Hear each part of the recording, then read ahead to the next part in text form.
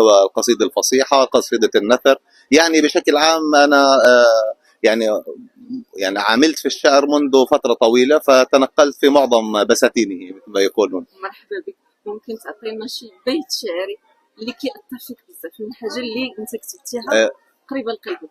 الآن شيء قصير يعني مثلا: لقهوتها انبرى الشغف، كأني الآن أرتشف، وأدخل قلبها هالا وفي أنفاسها أقف، وقهوتها إلى فمها بكف الحسن تزدلف، لقهوتها فم كتم إذا ذاقته يعترف، وينطق باسمها لهفا فيعرف نفسه اللهف. يعني هذه الله الله الله، يا سلام. أي ما حضرني الآن يعني. تبارك الله. يسعدك. شكرا جزيلا. شكرا لك، تحياتي.